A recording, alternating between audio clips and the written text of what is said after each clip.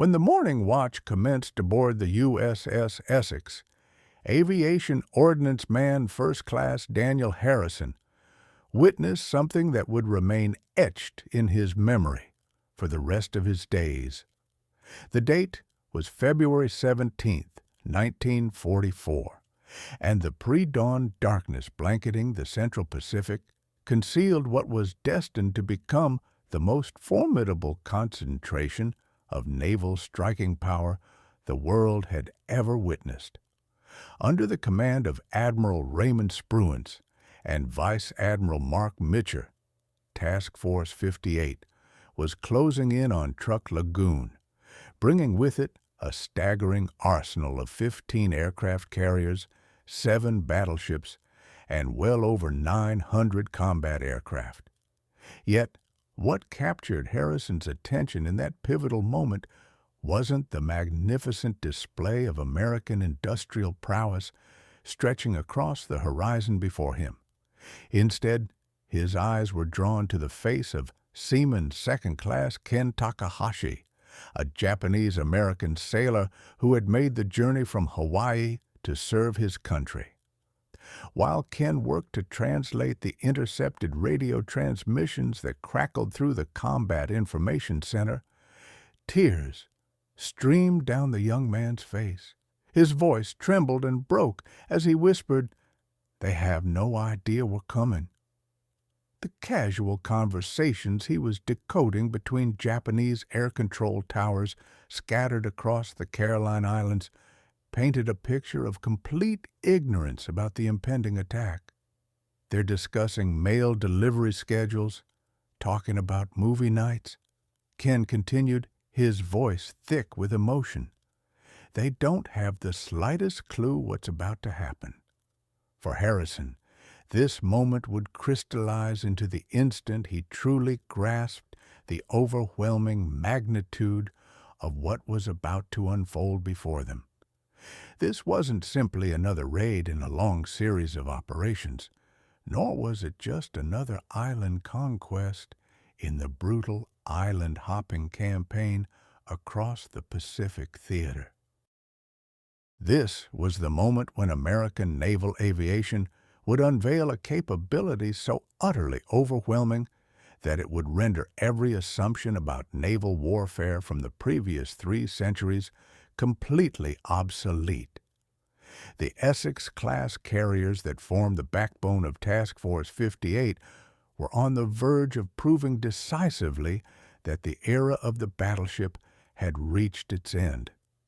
A revolutionary new form of warfare was emerging, one that would be measured not by the range of massive naval guns, but by the continuous, relentless cycling of aircraft from flight decks that operated without pause, day and night. This new paradigm would ultimately determine the fate of entire empires.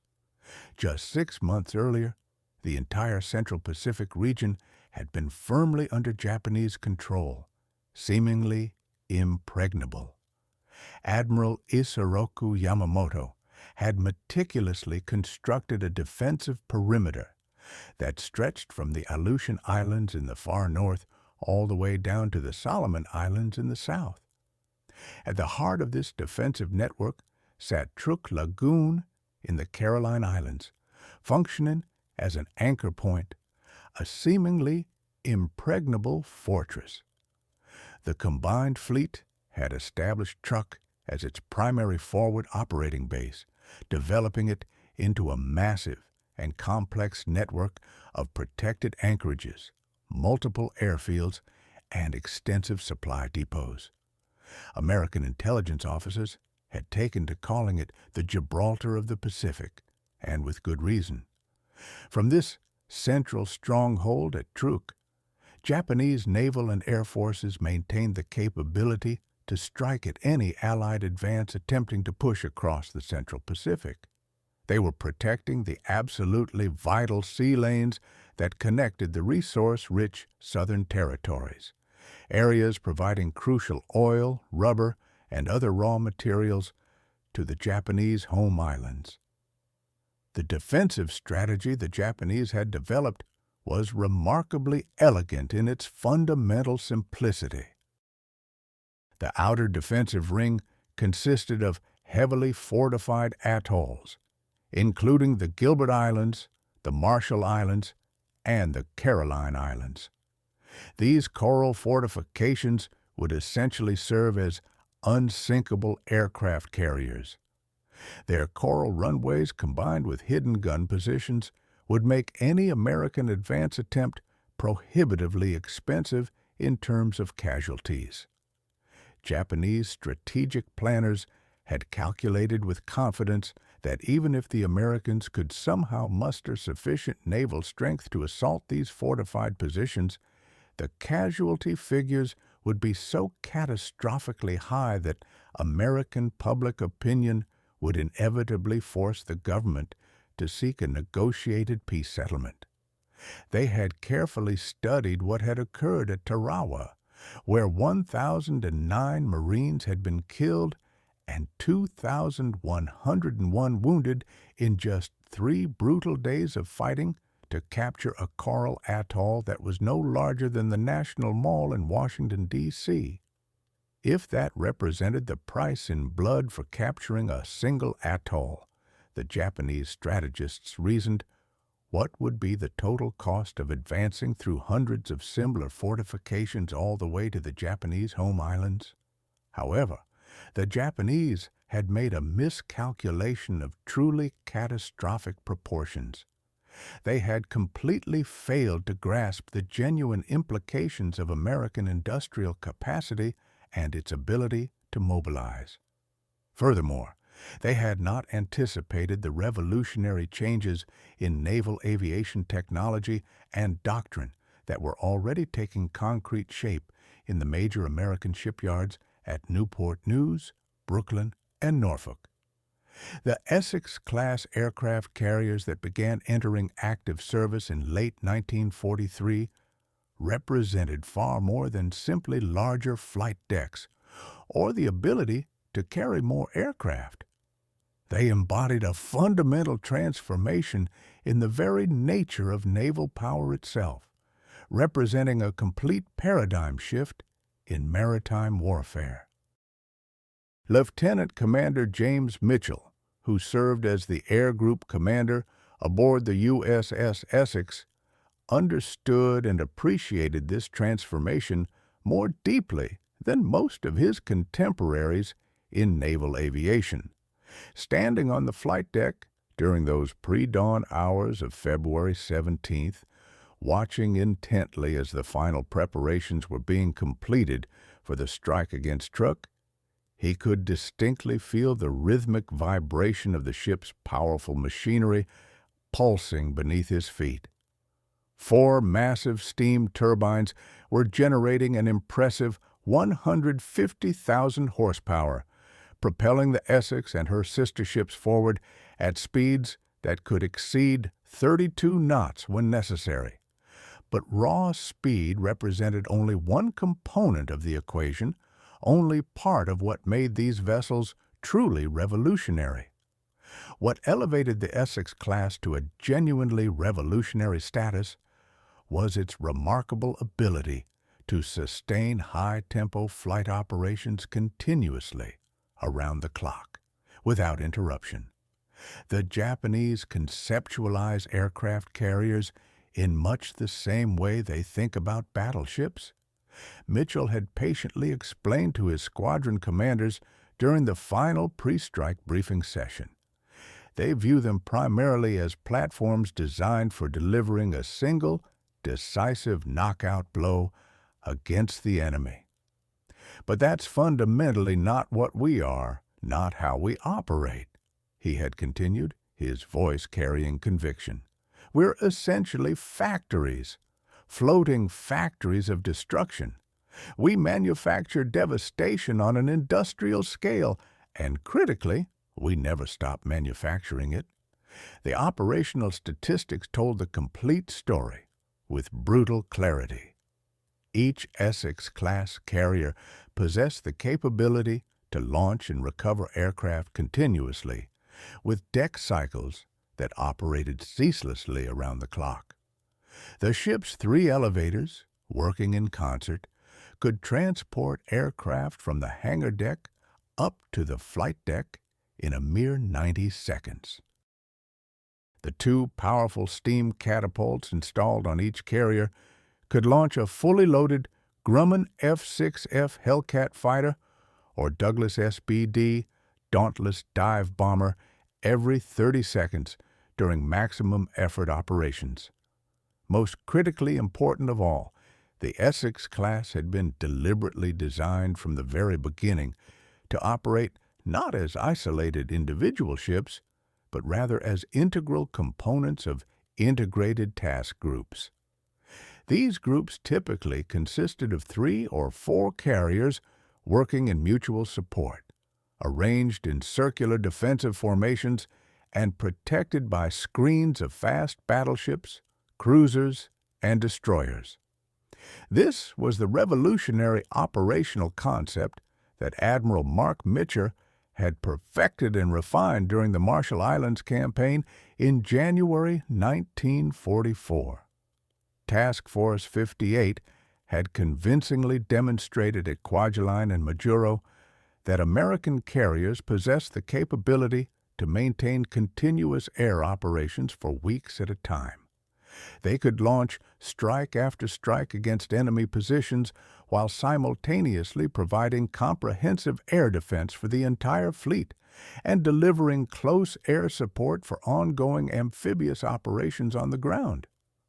The Japanese had never witnessed anything remotely like this operational capability, primarily because nothing like it had ever existed before in the entire history of naval warfare.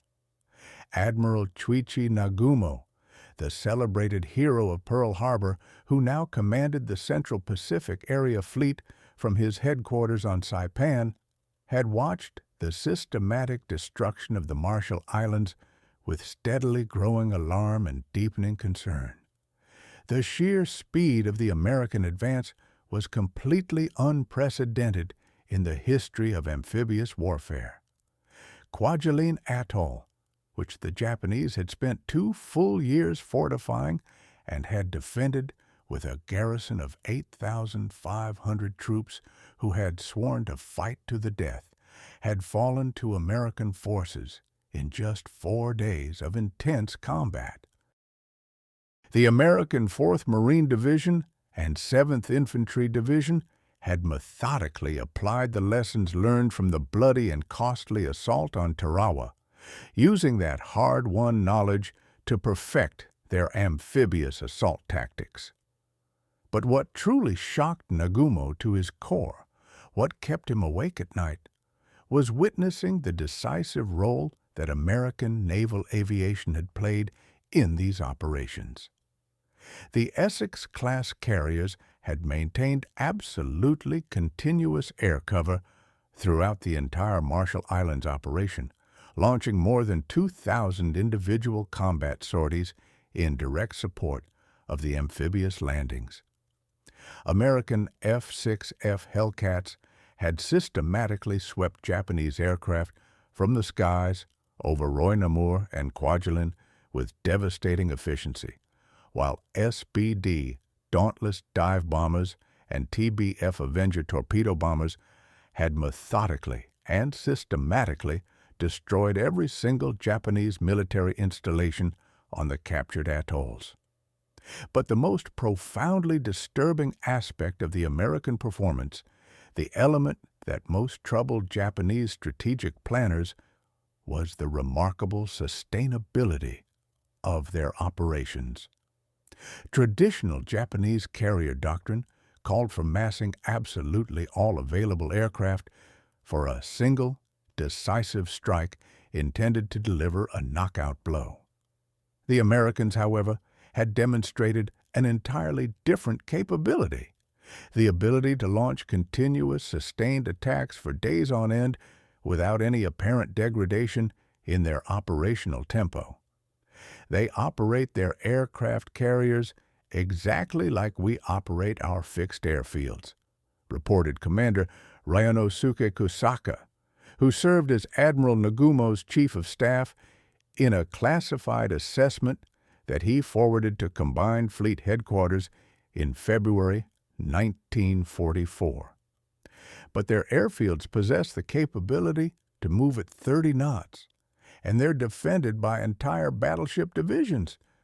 We have absolutely no answer for this capability, no counter-strategy that can effectively neutralize it. Kusaka's report would prove to be chillingly prophetic. As Task Force 58 steadily approached Truk Lagoon during the early morning hours of February 17th, the Japanese combined fleet was about to make a devastating discovery: that their most powerful and heavily fortified forward base had effectively become a trap from which there would be no escape. The first indication that something had gone terribly wrong came at 0530 hours, when radar operators stationed at Truk's Param airfield detected what appeared to be a large formation of aircraft approaching steadily from the east. Lieutenant Jiro Tanaka, serving as the duty officer at the Truk Air Control Center that morning, initially dismissed these radar contacts as nothing more than a navigation error or equipment malfunction. After all, American aircraft carriers were known to be operating in the Marshall Islands, positioned more than 700 miles away to the east. No carrier-based aircraft in existence possessed the operational range necessary to strike Truk from that distance and return safely to their ships, or so Japanese intelligence had confidently assured him. But at precisely 0615 hours, just as the sun began to rise over the Caroline Islands, painting the sky in shades of orange and pink, 72 Grumman F-6F Hellcats from Task Force 58 suddenly swept over Truk's northern airfields at treetop level, their engines roaring. These fighters belonged to air groups from the USS Enterprise, USS Yorktown, USS Essex, USS Intrepid, and USS Bunker Hill. They were being supported by the light carriers USS Belleau Wood, USS Cabot, USS Monterey, and USS Cowpens. This represented the largest carrier strike force ever assembled in the history of naval warfare, and it had approached Truk completely undetected by maintaining absolute strict radio silence and operating consistently beyond the range of Japanese reconnaissance aircraft. The Japanese response, when it finally came, was immediate but hopelessly confused and uncoordinated. Approximately 80 Mitsubishi A6M0 fighters managed to scramble from Truk's 3 operational airfields, but they faced several absolutely critical disadvantages right from the start. First, and most importantly, the American Hellcats held both significant altitude and speed advantages over the lighter Japanese fighters, having used the cover of darkness to climb to optimal fighting altitude. Second, the Japanese pilots were largely inexperienced replacement pilots, hastily trained to fill the gaps left by veteran aviators who had been lost in the prolonged and brutal fighting over Rabaul and Bougainville. Most critically of all, the Americans had achieved complete tactical surprise, catching the Japanese completely off guard. Ensign Mark Sullivan, flying a Hellcat from the USS Lexington, would later describe the air battle that unfolded over Truk as absolutely the most one-sided fight I witnessed during my entire combat career. The American fighters had climbed to 25,000 feet during their approach under cover of darkness, giving them the enormous energy advantage that altitude provides when they dove down on the rising Japanese formations below.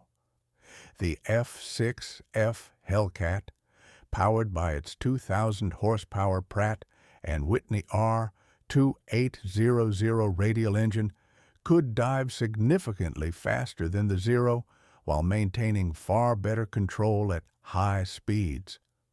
More importantly still, the Hellcats' heavy armor, plating, and self-sealing fuel tanks allowed it to absorb battle damage that would have completely destroyed a Japanese fighter, whose designers had sacrificed protection for maneuverability and range. Within just 2 hours of the initial engagement, 50 Japanese aircraft had been destroyed in aerial combat, with the Americans losing only 4 Hellcats in return. But this dramatic air battle was merely the opening act of a much larger operation. Even as the fighter sweep was clearing Truk's skies of defending aircraft and establishing air superiority, a second massive wave of American planes was approaching the lagoon from the east. These were the strike aircraft, SBD Dauntless dive bombers, TBF Avenger torpedo bombers, and F-4U Corsair fighter bombers, all launching from the 9 carriers of Task Force 58. Their assigned targets were the ships anchored in Truk Lagoon, and what they discovered there exceeded even the most optimistic American intelligence estimates. The lagoon contained significant remnants of the Japanese combined fleet: battleships, cruisers, destroyers, submarines, and more than 30 auxiliary vessels of various types, including tankers, transports, and repair ships. Admiral Minachi Koga, who had assumed command of the combined fleet following Admiral Yamamoto's death, had ordered most of the heavy combat units to withdraw to Palau after American reconnaissance flights had been detected on February 4th. But the critically important logistical vessels had remained behind at Truk, their holds packed full with fuel, ammunition, and supplies that had been intended to support Japanese military operations throughout the entire Central Pacific region. Lieutenant Robert Chen, piloting an SBD Dauntless from the USS Enterprise, carefully selected the largest target he could identify through his bomb sight, the submarine tender Rio de Janeiro Maru, a converted passenger liner that had been serving as a floating repair facility for Japanese submarines operating in the Central Pacific. The 461-foot vessel was anchored in the center of the lagoon, surrounded by numerous smaller craft that were actively engaged in unloading supplies and equipment. Chen's 1,000-pound bomb, released at the optimal point in his dive, struck the ship directly amidships, penetrating through several decks before detonating deep in the engine room with devastating effect. The Rio de Janeiro Maru immediately began settling by the stern and sank within minutes, taking down with her all the accumulated spare parts and specialized technical equipment that Japanese submarine operations in the Central Pacific desperately required to maintain their operational effectiveness. Similar scenes of destruction played out simultaneously all across the lagoon as American dive bombers and torpedo planes methodically and systematically destroyed the logistical infrastructure that had sustained Japanese naval operations for 2 full years. The light cruiser Katori, attempting desperately to escape through the North Pass in a bid to reach open water, was intercepted by torpedo bombers from the USS Intrepid and sunk with all hands aboard. The destroyers Mikase and Nawaki, with their crews frantically working to raise steam and get underway, were overwhelmed by carefully coordinated attacks from multiple American squadrons striking from different directions simultaneously. By noon on February 17th, more than 20 Japanese vessels had been either sunk outright or damaged beyond any hope of repair.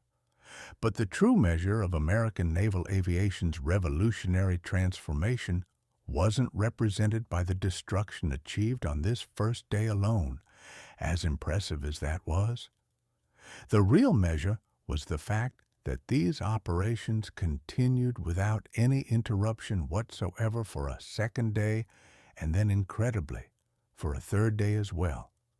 The Essex-class carriers maintained absolutely continuous flight operations throughout the entire attack on Truk, launching strike after strike while simultaneously recovering damaged aircraft, rearming those that returned with empty bomb racks, and providing medical attention to wounded aircrew. This was the fabled deck cycle that never slept, a remarkable feat of coordination, logistics, and sheer endurance that Japanese naval aviation simply could not match, no matter how brave or skilled their pilots might be. Aviation Chief Petty Officer Kenji Yamamoto, serving aboard the light carrier Chitose at Truk, observed the American attacks from a position that gave him a uniquely valuable perspective on both sides of the battle. Yamamoto had been a naval aviator for 15 years, having participated in the Pearl Harbor attack and the early string of victories in the Dutch East Indies when Japanese naval aviation had seemed invincible.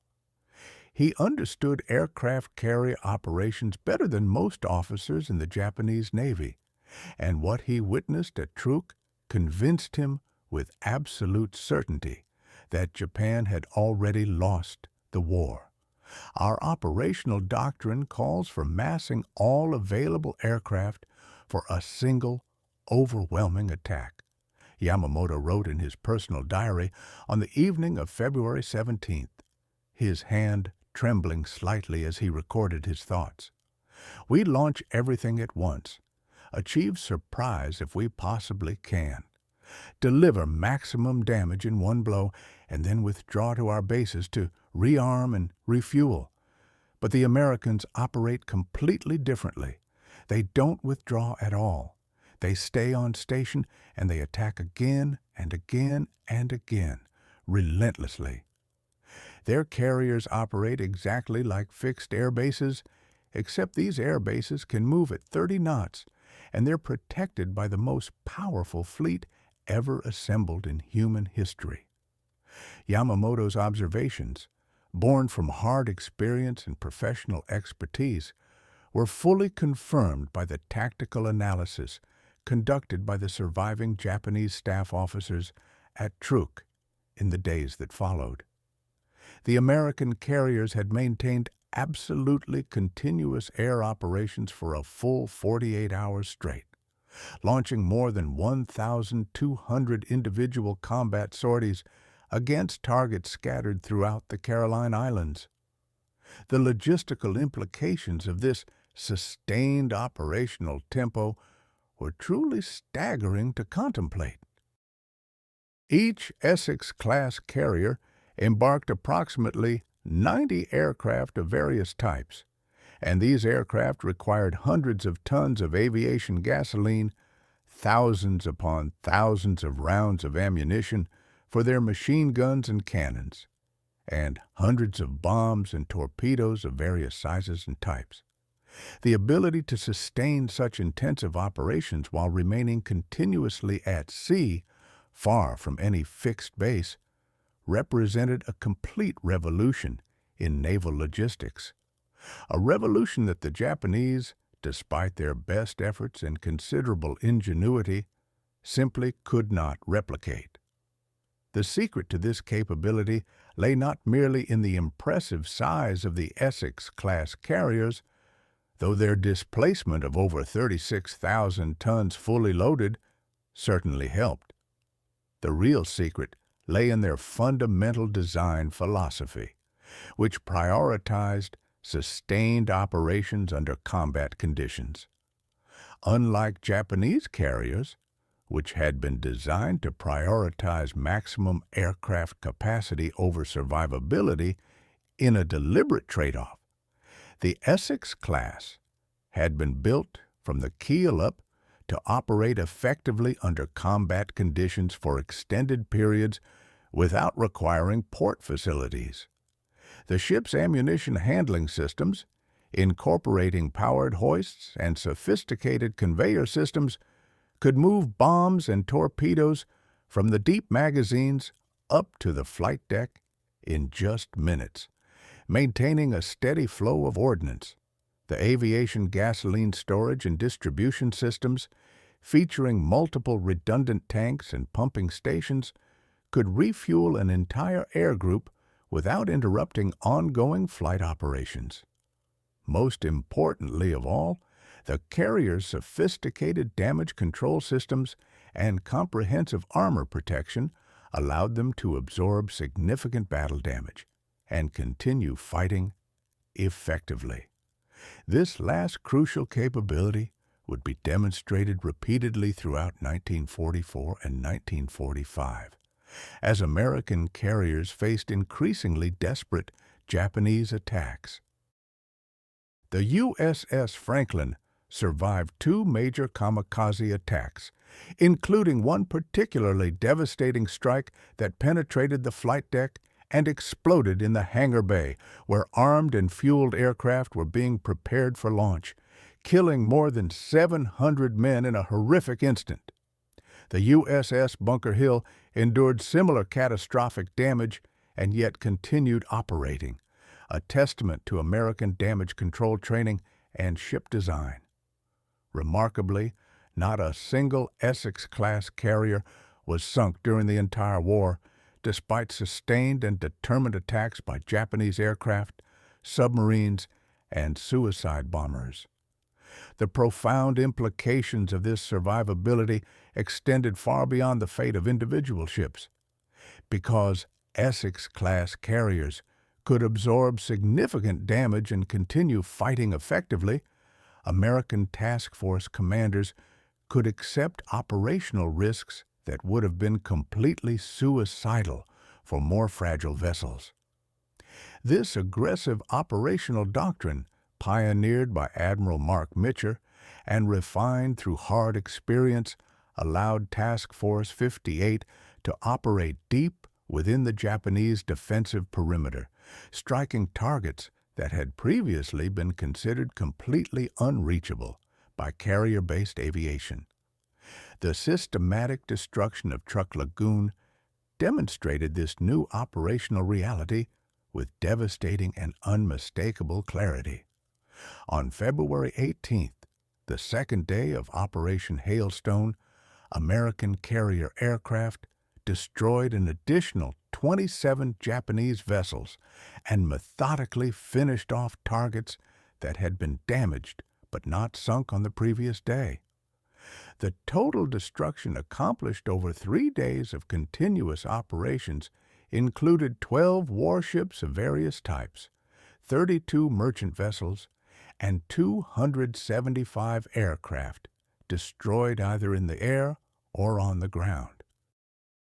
More than 140,000 tons of Japanese shipping now lay on the bottom of the lagoon, along with all the fuel, ammunition, and supplies that had been intended to sustain Japanese military operations throughout the entire Central Pacific region. But the true strategic impact of the Truk raid extended far beyond the immediate physical destruction, significant as that was. The Japanese combined fleet, suddenly deprived of its primary forward operating base, was forced to withdraw to bases in the Western Pacific, beyond the effective range of American land-based aircraft operating from the Marshall Islands. However, this withdrawal also placed Japanese naval forces beyond effective striking distance of American advances in the Marshall and Gilbert Islands, creating a strategic gap that Japanese commanders found themselves unable to close. This geographic displacement, this forced retreat, would prove absolutely decisive in the battles that were yet to come, as Japanese naval forces found themselves increasingly unable to effectively support ground defenders in the Mariana Islands and beyond.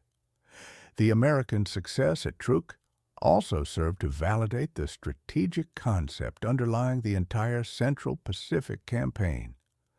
Rather than advancing directly through heavily fortified Japanese positions in a predictable series of costly frontal assaults that would have consumed American lives in horrific numbers, Admiral Chester Nimitz's forces could use their superior mobility and overwhelming striking power to neutralize key enemy positions and then bypass them entirely, leaving their garrisons isolated and ineffective.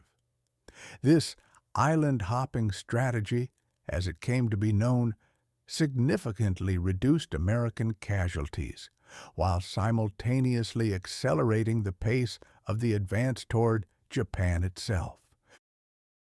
The foundation for this remarkably effective strategy had been laid in the Gilbert Islands 3 months earlier, where American forces had first successfully demonstrated the integration of carrier aviation, amphibious assault capability, and advanced base construction, 3 elements that would characterize and define the entire Central Pacific campaign.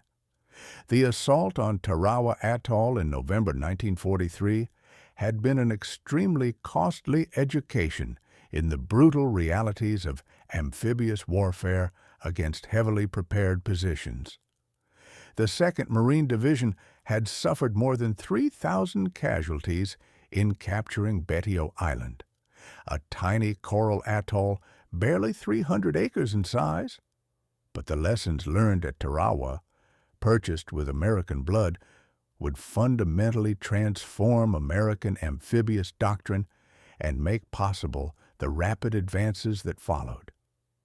Chief among these hard-won lessons was the absolutely critical importance of advanced base construction and the speed with which it could be accomplished.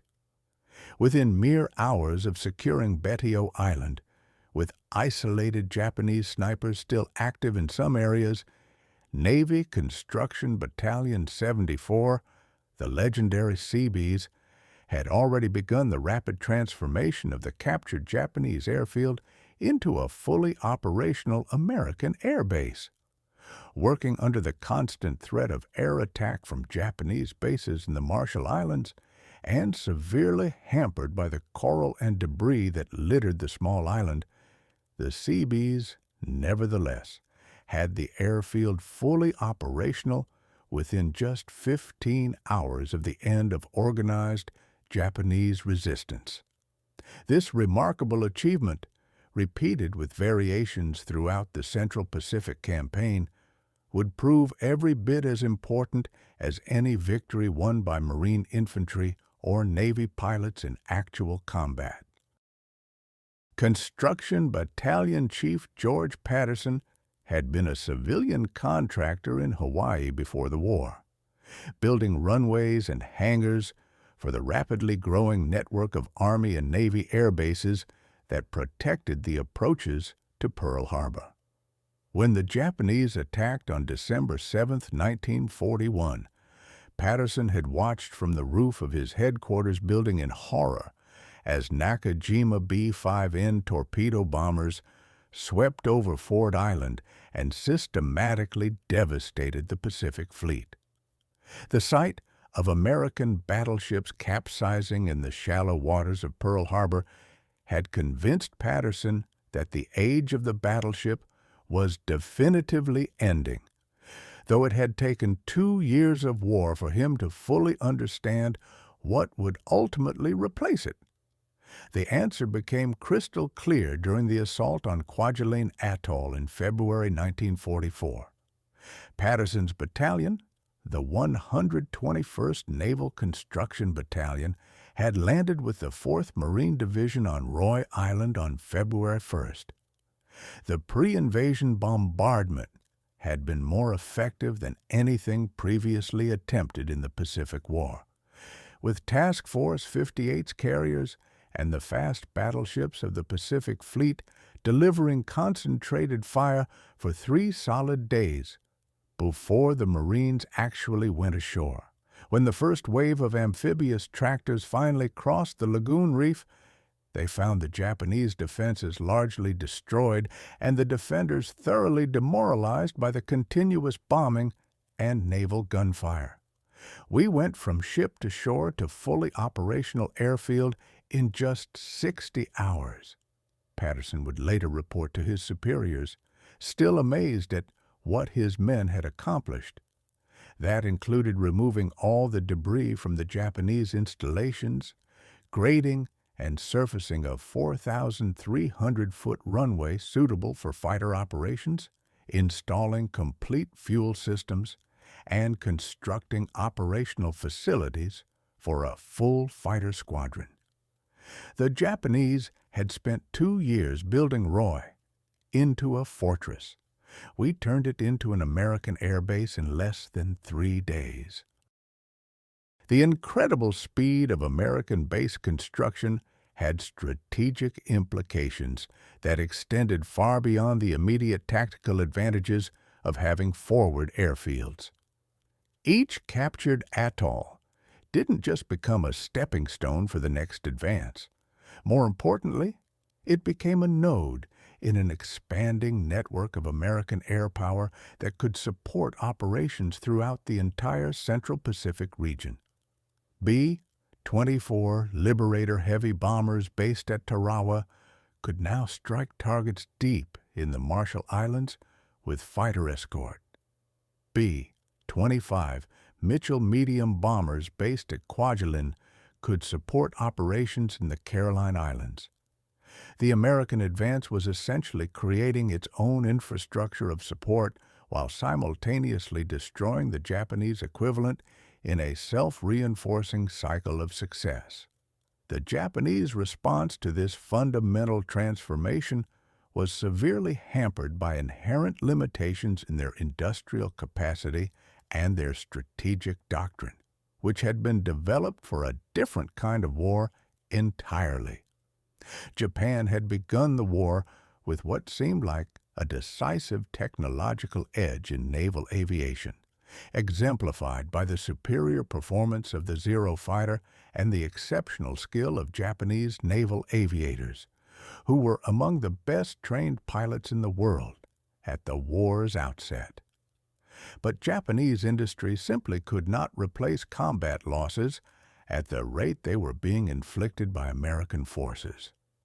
And the Japanese training system, which emphasized quality over quantity and devoted years to producing each fully qualified naval aviator, could not produce new pilots quickly enough to maintain quality standards as quantity demands increased exponentially.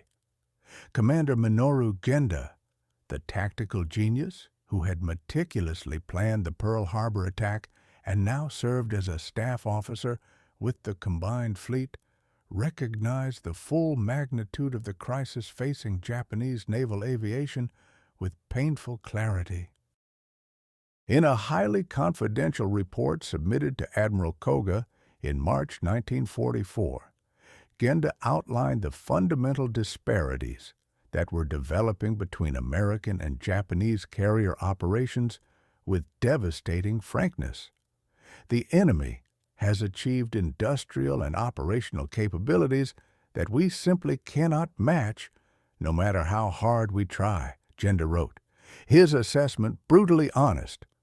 Their Essex-class carriers are larger, faster, and significantly more survivable than our ships. Their pilots receive substantially more training before entering combat, and they fly aircraft that are more advanced than ours. Most critically of all, their logistical systems allow them to sustain high-tempo operations indefinitely, while our forces are increasingly limited by fuel and ammunition constraints that grow more severe with each passing month.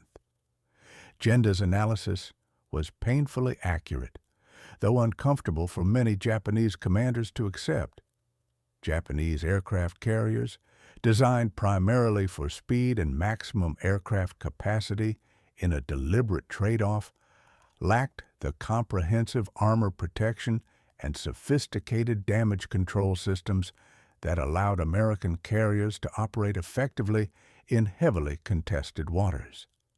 Japanese pilots, while individually skillful and extraordinarily brave, received less total training time than their American counterparts due to chronic fuel shortages and the pressing need to replace combat losses quickly before entire units became ineffective. Most importantly, the Japanese logistics system was breaking down comprehensively under the relentless pressure of American submarine attacks and the steadily increasing distances over which supplies had to be transported as American forces advanced across the Pacific. The submarine war in the Central Pacific was being fought in parallel with the surface actions, receiving less public attention but proving equally decisive in determining the ultimate outcome of the campaign. American submarines, operating from advanced bases in the Marshall Islands and supported by invaluable intelligence from the Ultra Code-Breaking Program, were systematically destroying the merchant shipping that connected and sustained Japan's far-flung empire. The statistics, when examined objectively, were absolutely devastating. In 1943, American submarines had sunk 335 Japanese merchant vessels, already a crippling rate of loss. In 1944, this number increased dramatically to 603 ships sunk, representing more than 3 million tons of shipping sent to the bottom. The USS Seahorse, under the aggressive and skilled command of Lieutenant Commander Slade Cutter, perfectly exemplified the aggressive submarine warfare that was strangling Japanese logistics and isolating Japanese garrisons throughout the Pacific. Operating initially from Pearl Harbor and later from the newly captured advanced base at Majuro Atoll, the Seahorse conducted 6 highly successful war patrols between January 1943 and September 1944, during which she sank 20 Japanese vessels totaling more than 72,000 tons of shipping. But Cutter's most significant achievement wasn't measured simply in tonnage destroyed, impressive though those figures were. Rather, it was the strategic impact of his operations in the critical approaches to Truk Lagoon, where he interdicted vital supply lines. During the submarine's 4th patrol in March 1944, the Seahorse intercepted a Japanese convoy carrying desperately needed aviation gasoline and aircraft parts to the beleaguered garrison at Truk, which was trying to rebuild its air defenses after the devastating American carrier raids of February. The convoy consisted of 3 valuable cargo ships and 2 escort destroyers, representing a substantial portion of the logistical support available to Japanese forces in the Caroline Islands, at a time when every gallon of fuel and every spare part had become absolutely critical. Cutter's attack, executed with precision on the night of March 15th, sank all 3 cargo ships and severely damaged one of the escorts, leaving it dead in the water. The loss of this crucial convoy forced Japanese commanders at Truk to further reduce air operations drastically, conserving their dwindling fuel and ammunition for what they assumed would be an eventual American invasion that would require them to commit every remaining resource. The invasion, however, never came, a strategic decision that would have profound implications. American strategic planners, following the doctrine of bypassing heavily defended positions rather than assaulting them directly, had decided that Truk could be effectively neutralized without the need for a costly amphibious assault that would have resulted in thousands of American casualties for questionable strategic gain. The massive carrier raids of February and April 1944 had already destroyed Japanese air power in the Caroline Islands, eliminating the primary threat that Truk had posed to American operations. Meanwhile, systematic submarine attacks had completely severed the supply lines that might have allowed Japanese forces at Truk to recover their capabilities over time. By mid-1944, Truk had been transformed from Japan's most formidable forward base, the Gibraltar of the Pacific, into a strategic liability. Its 40,000-man garrison remained isolated, ineffective, and consuming scarce supplies while contributing virtually nothing to Japan's overall defensive effort. This remarkable transformation reflected the broader and more fundamental changes in Pacific naval warfare that the Essex-class carriers had made possible through their revolutionary capabilities. Traditional naval strategy, developed over centuries of experience with sail and steam-powered warships, had been based primarily on controlling key geographic positions with fortified bases and powerful fleet units that could dominate the surrounding waters through their mere presence. But the Americans had not simply built better ships or produced more aircraft than their opponents. They had created an entirely new way of fighting at sea, a revolutionary approach that emphasized mobility over static position, sustainability over the decisive engagement, and the continuous projection of overwhelming air power over the massed attack that had characterized previous naval warfare throughout history. The technical innovations that enabled and supported this transformation extended throughout American naval aviation as a comprehensive system.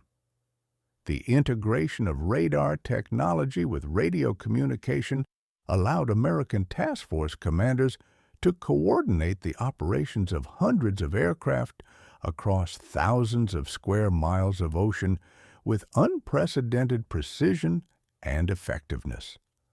The development of underway replenishment techniques, perfected through months of practice and refinement, allowed American carriers to remain at sea for weeks at a time, refueling from fleet oilers and taking on ammunition from specialized supply ships without ever returning to port.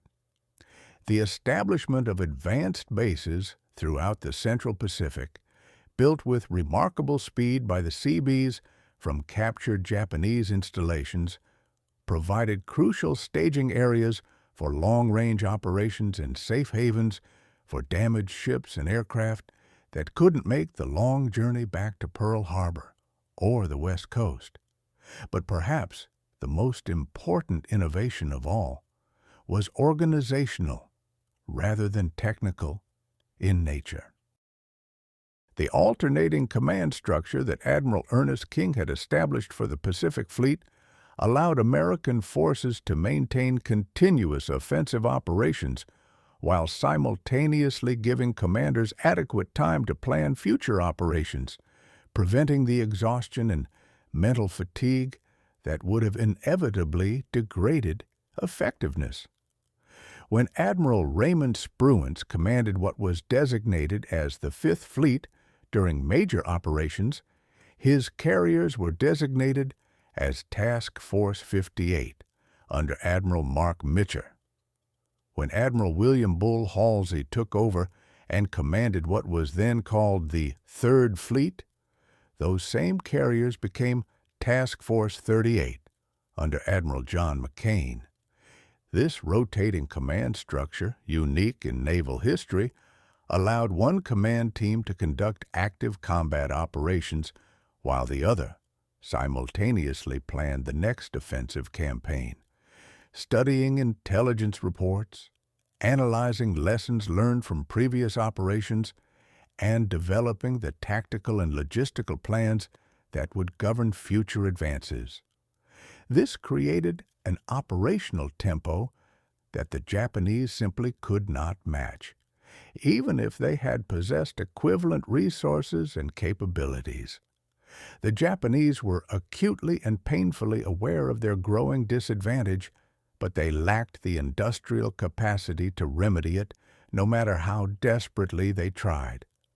Captain Atsushi Oi, a staff officer with the combined fleet who had observed American operations with professional attention from the very beginning of the war, submitted a detailed and sobering analysis to the Naval General Staff in April 1944.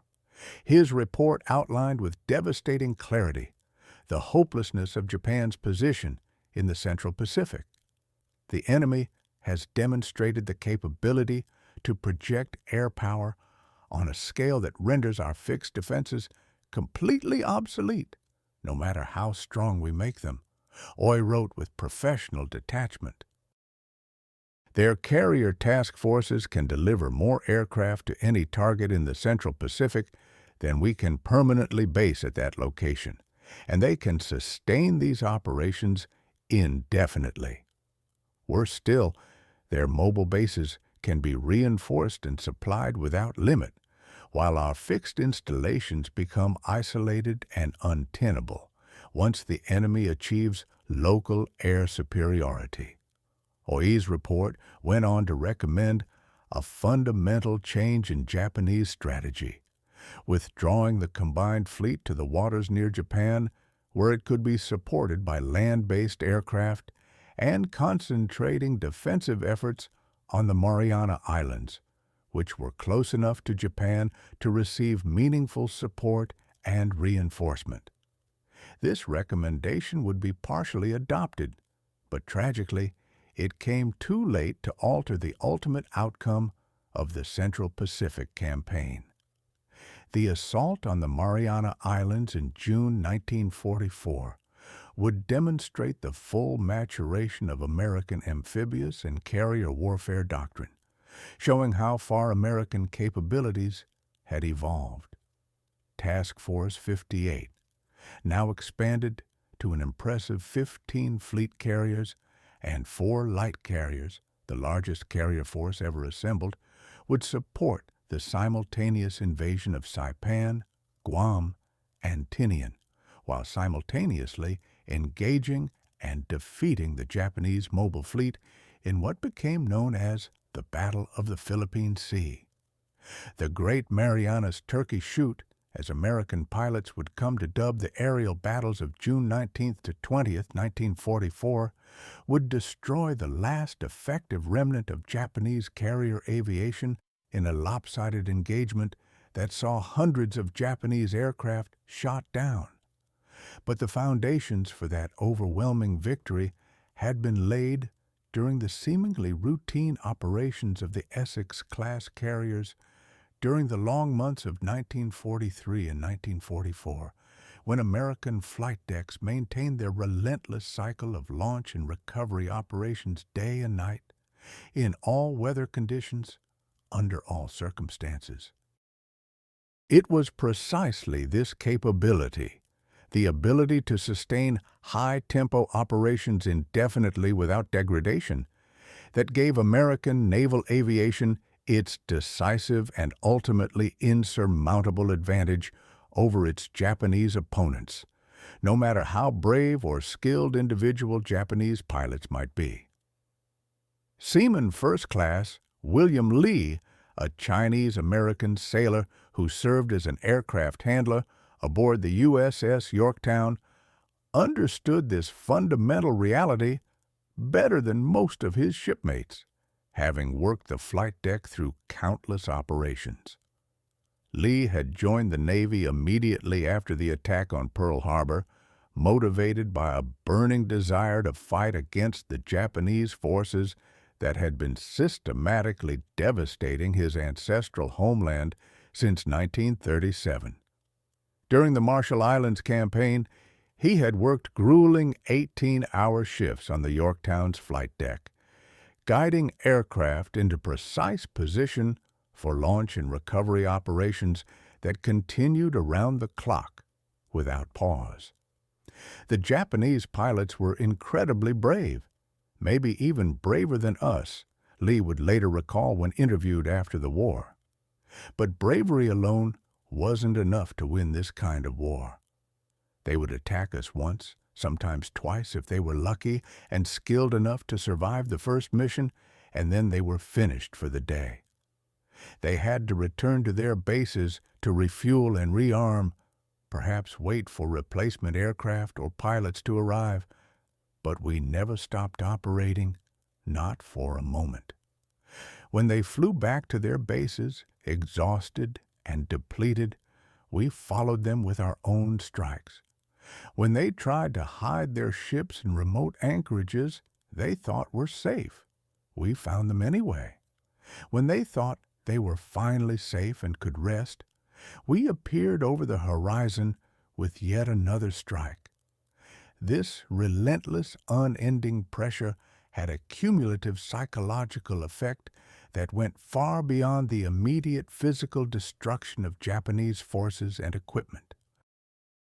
The certain knowledge that American carriers could appear anywhere in the Central Pacific at any time, launching devastating strikes with little warning, forced Japanese commanders to disperse their forces across vast ocean areas and maintain exhausting constant vigilance. This dispersal reduced the effectiveness of their defenses and prevented the concentration of forces that might have slowed the American advance or inflicted the kind of casualties that could have affected American public opinion. The psychological impact on individual Japanese aviators was equally profound and perhaps even more devastating to Japanese capabilities in the long term. Japanese naval aviators who had dominated the skies over the Pacific for the entire first year of the war, achieving victories that had seemed to confirm their superiority, found themselves increasingly and hopelessly outmatched by American pilots who were flying superior aircraft from ships that seemed utterly immune to effective retaliation.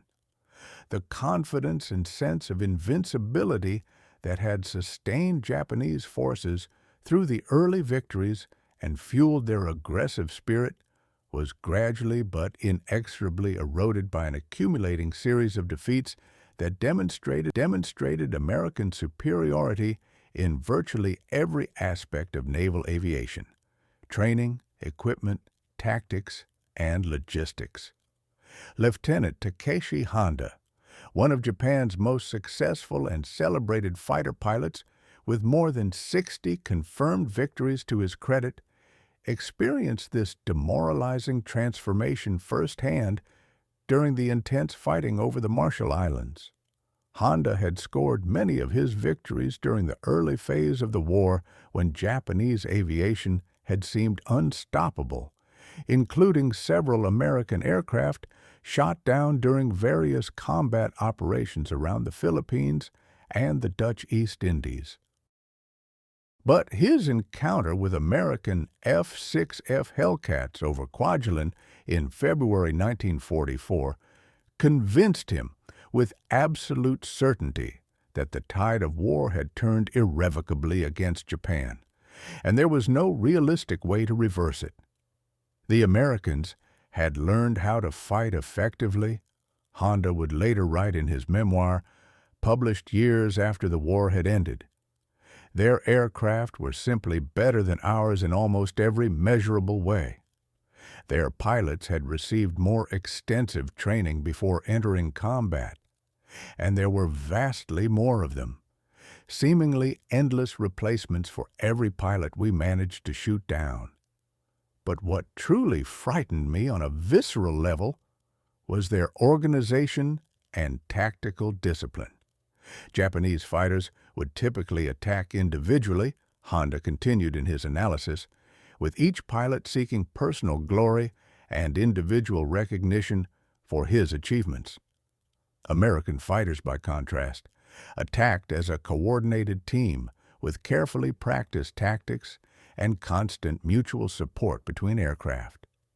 They fought like a well-oiled machine, precise and relentless, and we simply could not defeat a machine with individual courage and bravery alone, no matter how great that courage might be. Honda's observation, born from bitter experience in aerial combat, captured a fundamental aspect of the American transformation in naval aviation that went beyond mere technology or industrial capacity.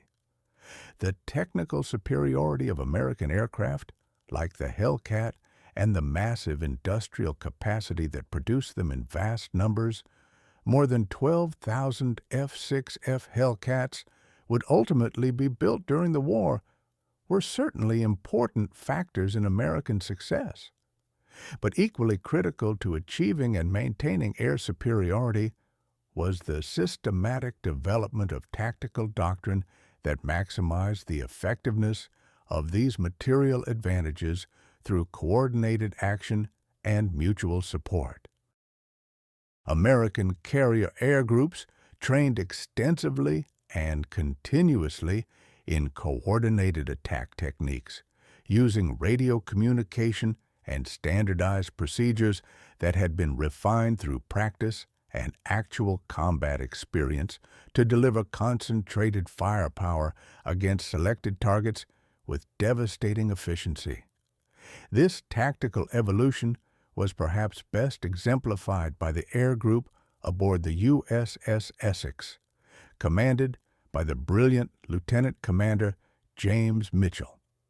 Mitchell, who would go on to become the Navy's leading ace with 34 confirmed victories by the war's end, had developed an innovative training program that deliberately emphasized teamwork and coordination over individual skill and initiative, though individual skill certainly remained important.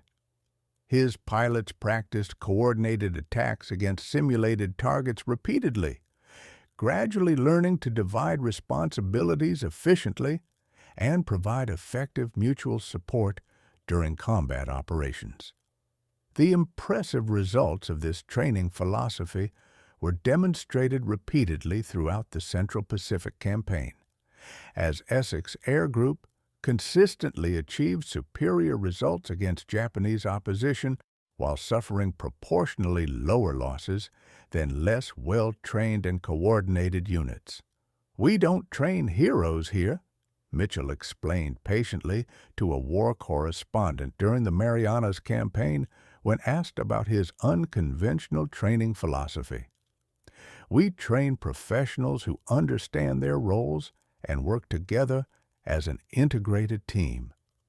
A hero might shoot down 2 or 3 enemy aircraft in a spectacular display of individual brilliance before he gets killed through overconfidence or taking unnecessary risks. A professional, on the other hand, will shoot down 1 enemy aircraft while following proper procedures and covering his wingman, and then come back safely to do it again tomorrow, and the day after that, and the day after that."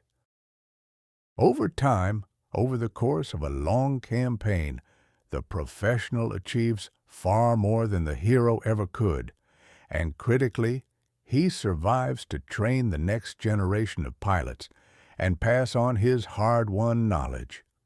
This thoroughly professional approach to naval aviation, emphasizing sustainability and effectiveness over flash and individual glory, was reflected systematically in every aspect of American carrier operations from top to bottom.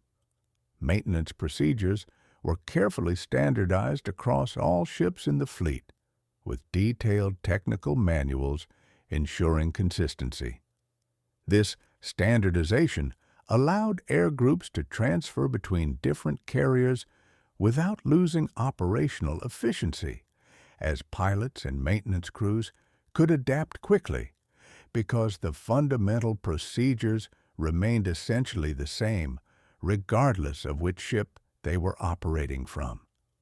Logistical systems throughout the fleet were deliberately designed for long-term sustainability rather than maximum short-term capacity, ensuring that operations could be maintained effectively even under adverse conditions when some systems failed or when battle damage disrupted normal operating procedures. Multiple redundant systems provided essential backup capabilities, and crews received extensive training in working around damaged or inoperative equipment. Most importantly of all, American commanders planned and executed operations with the fundamental expectation that they would need to continue for weeks or even months rather than just hours or days, building sustainability into every aspect of their operational planning from the very beginning. The contrast with Japanese carrier doctrine couldn't have been more stark or more consequential.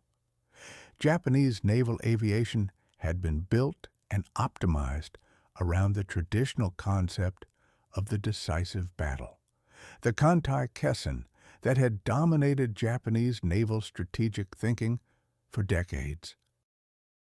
According to this doctrine, all available forces would be carefully concentrated for a single, overwhelming attack that would determine the outcome of the entire campaign through one climactic engagement that would break the enemy's will to continue fighting.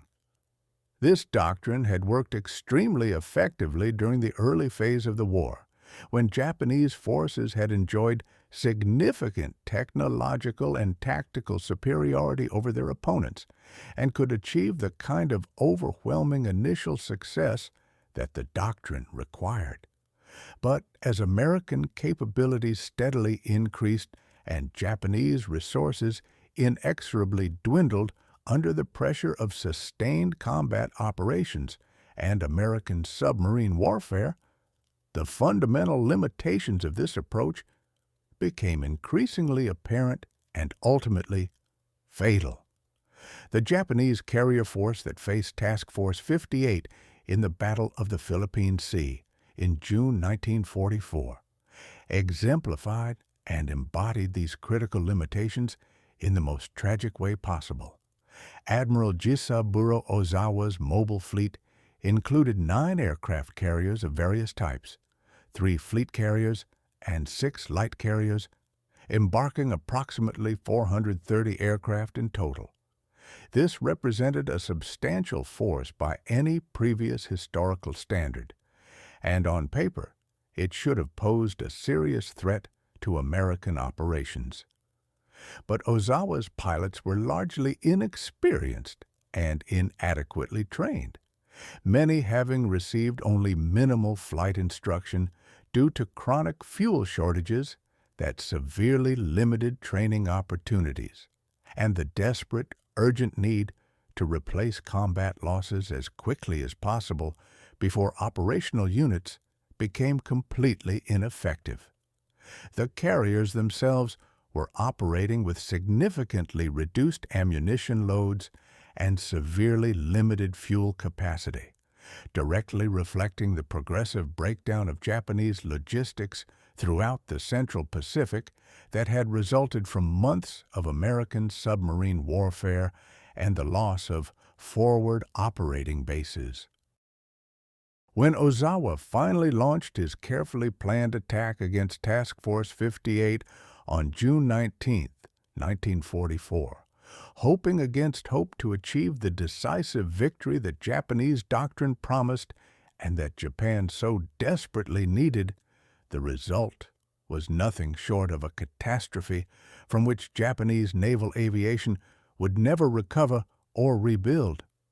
American F-6F Hellcats, expertly guided by radar that could detect incoming raids at ranges exceeding 100 miles, and skillfully coordinated by experienced fighter directors who had perfected their procedures through months of combat operations, intercepted the Japanese formations well before they could reach the American carriers and deliver their attacks.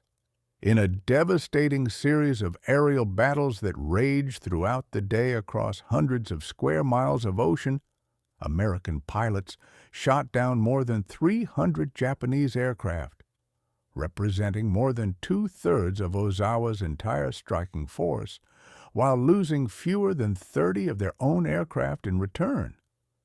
The utterly lopsided nature of this defeat, with kill ratios exceeding 10-1 in favor of the Americans, earned the engagement its memorable nickname among American pilots, the Great Marianas Turkey Shoot. But these aerial victories, as devastating and demoralizing as they were to Japanese naval aviation, represented only one aspect of American superiority that was demonstrated during the Battle of the Philippine Sea. Task Force 58 further demonstrated its remarkable sustainability and operational flexibility by continuing offensive operations immediately after successfully repelling the Japanese attack, rather than withdrawing to regroup as Japanese doctrine would have dictated. American forces launched their own powerful strikes against Ozawa's retreating fleet later that same day, despite the considerable risks involved in launching aircraft so late in the afternoon, when they would almost certainly have to return and land after dark, an extremely hazardous operation even under the best conditions. American dive bombers and torpedo planes operating in coordination sank the carriers Hio and Shokaku, dealing another devastating blow to Japanese carrier aviation. They also damaged several other vessels, further degrading Japanese capabilities. Meanwhile, American submarines operating in close coordination with the carrier task force, sharing intelligence about enemy movements through secure radio communications and coordinating their attacks to maximize overall effectiveness, sank the carrier Taiho, Japan's newest and largest aircraft carrier, representing the pinnacle of Japanese carrier design, and the destroyer Shigure. This unprecedented level of coordination between surface and submarine forces highlighted yet another crucial innovation in American naval warfare that the Japanese had failed to develop or implement effectively. The Essex-class carriers and their supporting vessels maintained absolutely continuous communication with American submarines operating throughout the area, sharing detailed intelligence about enemy movements, positions, and intentions, and carefully coordinating their attacks to maximize damage while minimizing duplication of effort and avoiding friendly fire incidents. This level of inter-service cooperation and integration was completely unprecedented in the entire history of naval warfare up to that point. It reflected the comprehensive, systematic approach to military innovation that characterized American strategy throughout the Pacific Campaign, an approach that emphasized the integration of all available capabilities into a coherent, mutually supporting whole, rather than relying on any single weapon system or tactical approach, no matter how impressive that system might be on its own. The submarine USS Albacore, commanded by the aggressive and highly skilled Lieutenant Commander James Blanchard, perfectly demonstrated this revolutionary level of coordination during the Battle of the Philippine Sea in a way that showcased the tremendous effectiveness of American inter-service cooperation. Operating in the waters east of the Mariana Islands, patrolling along routes that American intelligence predicted the Japanese carriers would most likely follow, the Albacore had received extremely detailed and timely intelligence from Task Force 58 about the approach of Ozawa's mobile fleet. This intelligence included precise information about the fleet's composition, its speed of advance, and its most probable course, allowing Blanchard to position his submarine with remarkable precision for an attack that would have the maximum possible impact. When the Japanese carriers finally appeared within effective torpedo range, moving in a formation that presented ideal targets for submarine attack, Blanchard and his crew were completely ready, with all torpedo tubes loaded and the fire control solution calculated and constantly updated.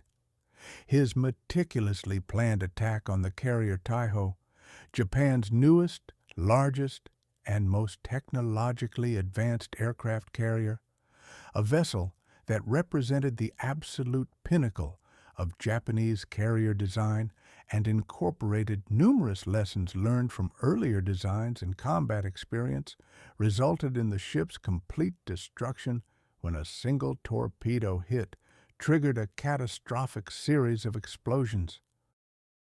These explosions were caused by aviation gasoline vapors that had accumulated in the ship's inadequately ventilated spaces, a design flaw that Japanese damage control procedures proved unable to contain or mitigate.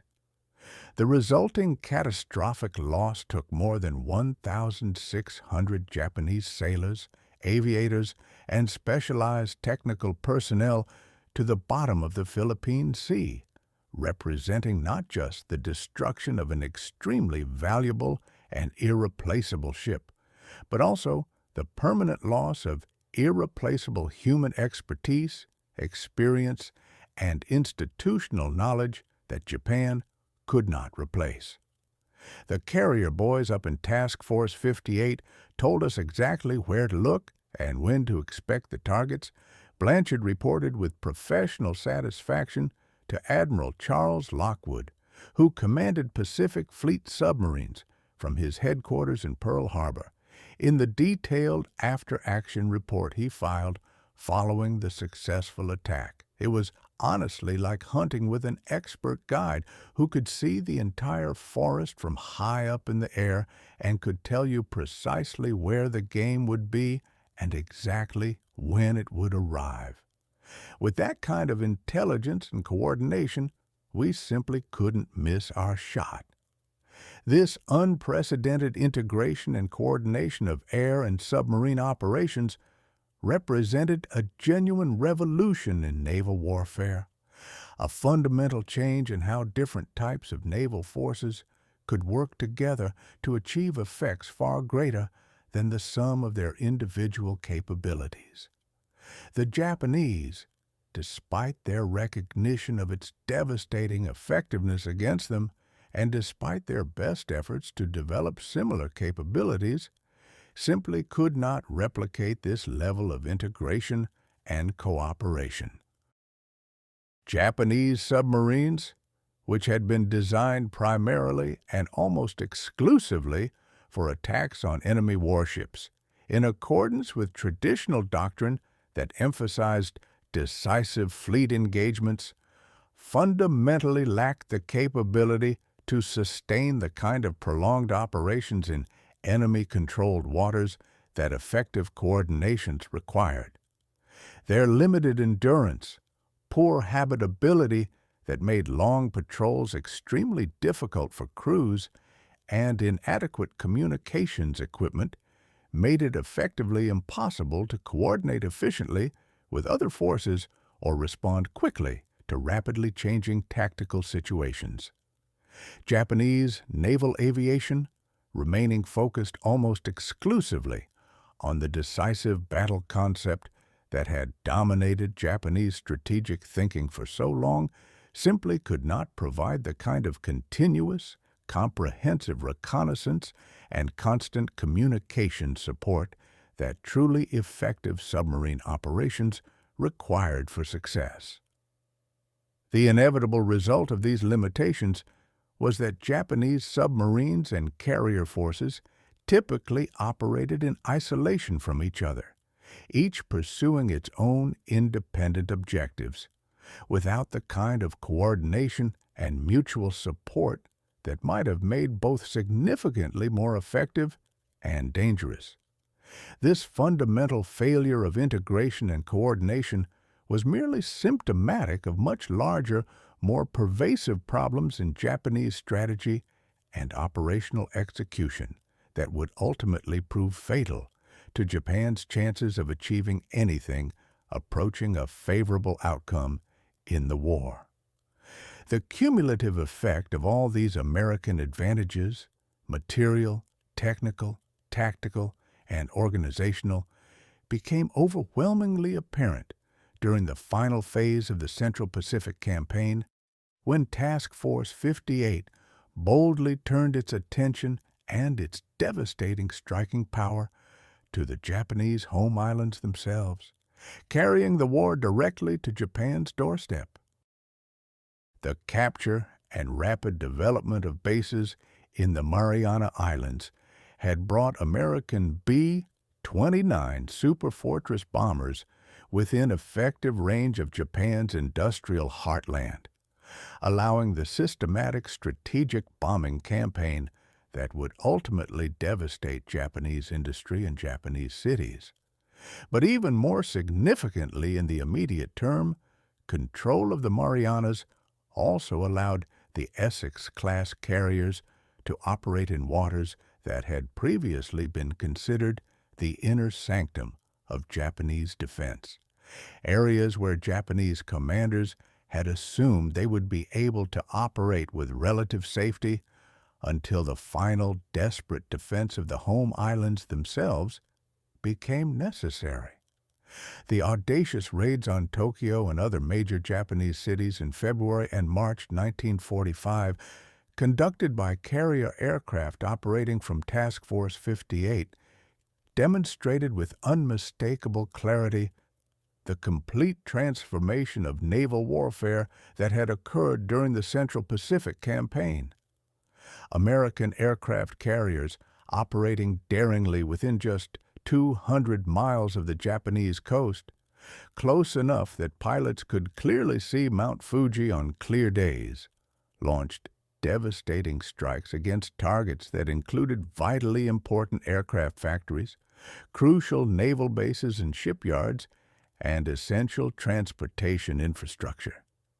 These attacks continued relentlessly for days at a time, with the carriers maintaining their impressive operational tempo and showing no signs of exhaustion, despite determined and increasingly desperate attempts by Japanese land-based aircraft and kamikaze suicide units to drive them away or inflict casualties severe enough to force a withdrawal. The Americans simply would not be deterred or driven off, no matter what the Japanese threw at them. Aviation Radio Man Second Class Stephen Novak, serving aboard the USS Hancock during these dramatic raids on Japan itself, observed and participated in what he recognized as the final evolution of American carrier doctrine during these historic operations. Novak had enlisted in the Navy in 1943, fresh out of high school and eager to serve his country.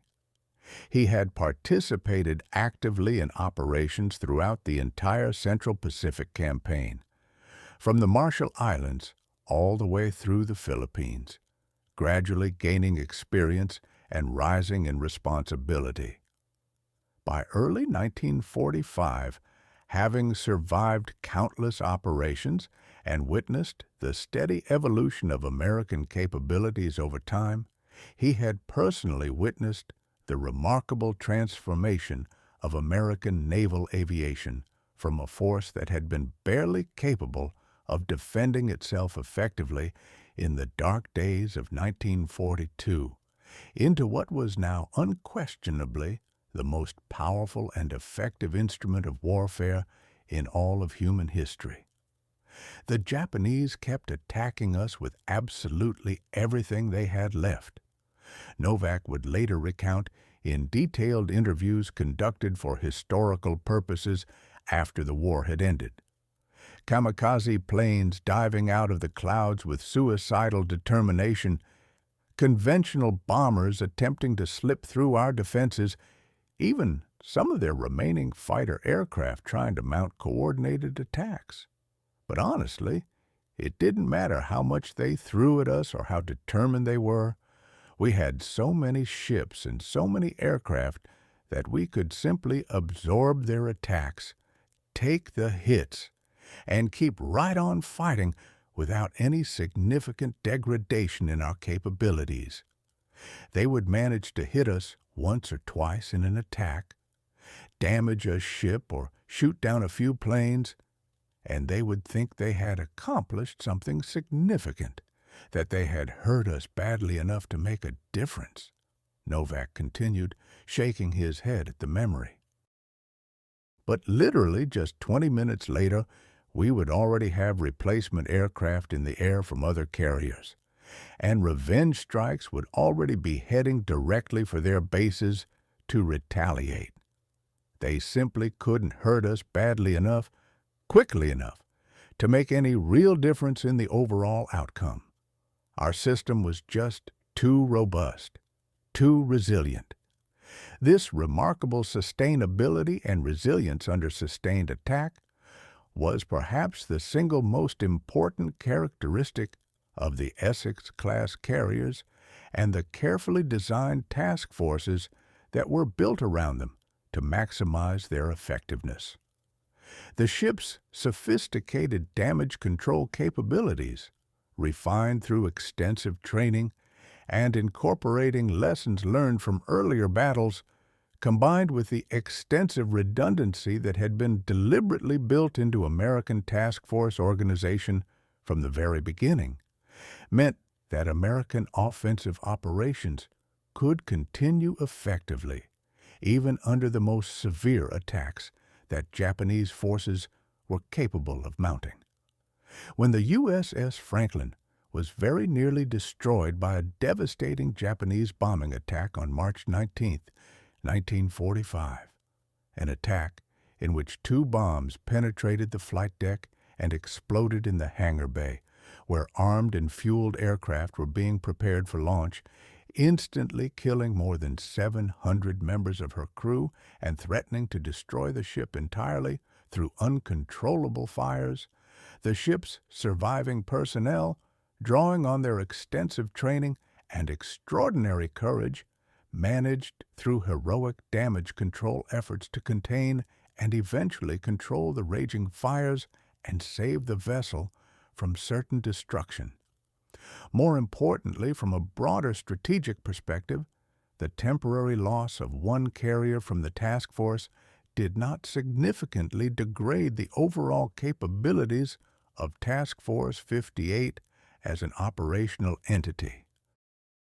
The task force continued its assigned operations with its remaining 14 fleet carriers, maintaining exactly the same operational tempo and striking the same range of targets without any noticeable pause or reduction in effectiveness.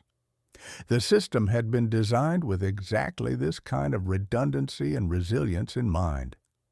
The Japanese, by stark contrast, had no equivalent capability for absorbing losses and maintaining operations, no matter how hard they tried to develop one. When the carrier Shokaku was sunk by an American submarine in June 1944, torpedoed by the USS Kavala while she was attempting to recover her aircraft after the disastrous attacks on Task Force 58 during the Battle of the Philippine Sea, the Japanese mobile fleet lost not just a valuable ship, though that loss was certainly significant enough on its own, but rather a substantial portion of its entire remaining operational capability that could never be adequately replaced. Japanese carriers simply could not be quickly replaced by their shipbuilding industry. These complex ships required years to design, build, and make fully operational, and Japanese shipyards were operating at full capacity with limited resources. Experienced, highly trained crews could not be rapidly trained to replace losses. The specialized skills required to operate a carrier effectively and efficiently took years to develop fully and simply could not be imparted adequately in the abbreviated, truncated training programs that chronic fuel shortages and desperate manpower needs were forcing Japan to implement. Each loss of a carrier, therefore, represented a permanent, irreversible degradation of Japanese naval power that could never be recovered or made good, no matter how hard Japan tried. American losses, by contrast, were being quickly made good and replaced by the seemingly endless, continuous output of American shipyards working at full capacity and American training programs that appeared to have almost unlimited capacity to produce qualified personnel. This fundamental, unbridgeable disparity in sustainability and the ability to replace losses would prove absolutely decisive during the climactic battles of 1945, when increasingly desperate Japanese forces, driven to desperation by their inability to stop or even slow the American advance through any conventional means, resorted to kamikaze suicide attacks in a final, desperate attempt to inflict losses and casualties that the Americans psychologically could not sustain, and that might force them to accept a negotiated peace rather than continuing the war to its bitter conclusion. But even the massive kamikaze offensive, for all its tremendous psychological impact on American sailors who found themselves facing human-guided missiles diving at their ships with suicidal determination, and for all the very real damage it inflicted on numerous individual vessels and the thousands of American sailors it killed, simply could not fundamentally alter the strategic balance in the Pacific theater. American industrial capacity, organizational efficiency, and tactical flexibility had together created a form of naval power that was, quite literally, unstoppable by any means available to Japan at that late stage of the war. The final and most dramatic demonstration of this overwhelming American naval power came during the extended invasion of Okinawa in April 1945, when Task Force 58 maintained absolutely continuous air operations for nearly 3 full months, while simultaneously supporting what would prove to be the longest, bloodiest, and most costly amphibious operation in the entire Pacific War. Despite facing by far the most intense and sustained kamikaze attacks of the entire war, with literally hundreds of Japanese aircraft deliberately crashing into American ships in wave after wave of attacks that damaged dozens of vessels and killed thousands of American sailors in the most horrific ways imaginable. The American carriers somehow continued their relentless mechanical cycle of launch and recovery operations without any significant interruption.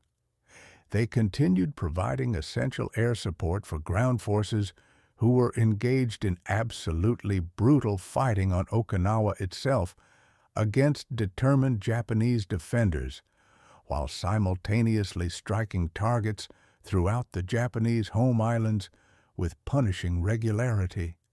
The carriers absorbed the kamikaze attacks, assessed and repaired the damage as quickly as possible, and continued operating as if nothing had happened, demonstrating a level of resilience and determination that the Japanese had not anticipated and simply could not match. Commander Hideaki Tanaka, who had led the historic air attack on Pearl Harbor that had opened the Pacific War with such dramatic and devastating success, and who now served as a senior operations officer with the Combined Fleet headquarters in Tokyo after being wounded at the Battle of Midway, witnessed the American operations off Okinawa from his position at the Naval General Staff headquarters. From this vantage point, he had access to all available intelligence and tactical reports about American operations. In his final comprehensive report on American carrier capabilities, submitted just weeks before Japan's inevitable surrender and marked with the highest possible security classification, Tanaka acknowledged with professional honesty and painful clarity the complete transformation that had occurred in naval warfare over the course of the Pacific War and the utter hopelessness of Japan's current position. The enemy has successfully created a form of sea power that we simply cannot counter effectively with our remaining forces, no matter what tactics we employ, Tanaka wrote in his report, his assessment stripped of propaganda and representing his honest professional judgment. Their carriers operate continuously without any apparent limit, maintaining a cycle of operations that never ceases regardless of conditions or opposition. Their aircraft attack relentlessly and in overwhelming numbers, striking targets throughout our defensive perimeter without any respite, and their fleet can absorb damage that would completely destroy any similar Japanese formation and put it out of action, and continue operating afterward as if nothing of significance had occurred.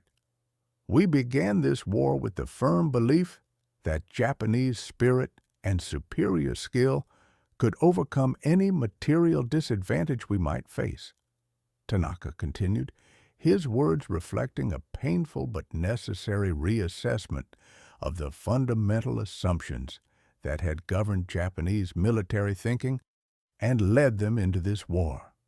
We believed with absolute conviction that our superior training, our willingness to sacrifice everything for the Emperor, and our indomitable fighting spirit would allow us to defeat enemies who possessed greater industrial capacity, but whom we believed lacked our dedication and fighting spirit.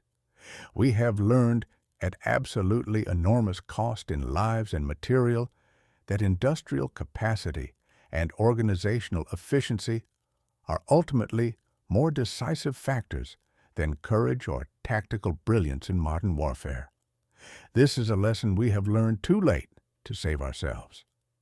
Tanaka's sobering assessment was thoroughly confirmed by the final statistics of the Pacific War, statistics that told a story of overwhelming American superiority in virtually every measurable category and at every level of warfare. American submarines had sunk a staggering total of 1,314 Japanese naval vessels of various types and 2,808 merchant ships, representing a total of more than 5.3 million tons of shipping sent to the bottom, effectively destroying Japan's merchant marine as a viable force and completely severing the vital logistical connections that had bound the far-flung Japanese empire together. American carrier aircraft had destroyed thousands of Japanese aircraft, both in aerial combat and on the ground through systematic strafing attacks, and had sunk hundreds of ships of all types, while simultaneously supporting the amphibious operations that had captured every single major Japanese position throughout the entire Central Pacific region.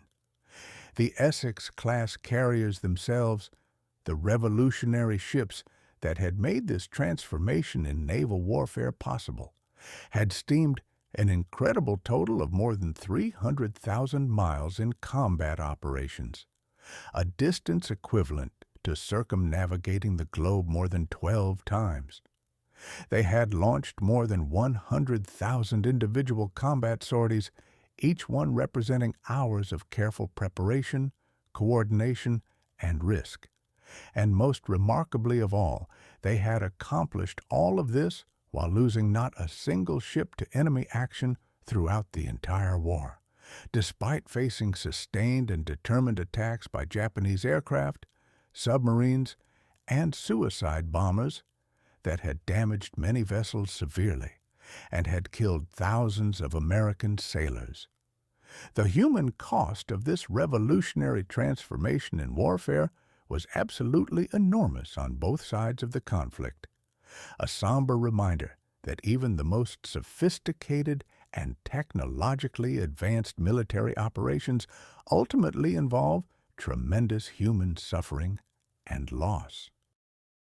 More than 36,000 American sailors, Marines, and soldiers died during the Central Pacific Campaign alone, each death representing not just a number, but a family torn apart, a life full of potential cut tragically short, and dreams that would never be realized.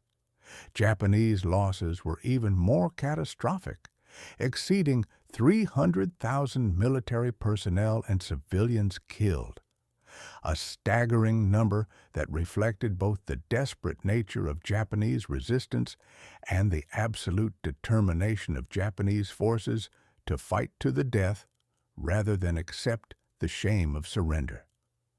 The systematic industrial destruction visited upon Japan by relentless American bombing campaigns that were supported logistically by bases captured during the island-hopping advance and supplied through the sophisticated logistical network that American forces had constructed across thousands of miles of ocean, devastated Japanese cities and industrial capacity.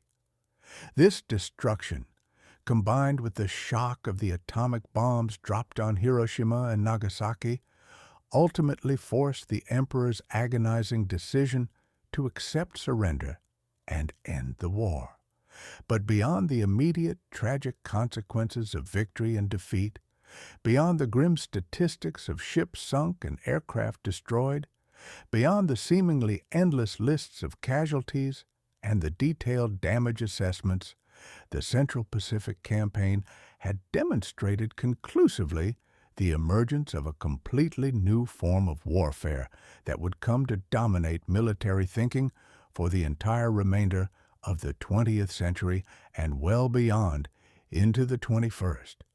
The successful integration of overwhelming air power, unprecedented strategic mobility, and advanced technology had created military capabilities that completely transcended traditional concepts of naval strength and fundamentally redefined what it meant to project military power, effectively on a global scale.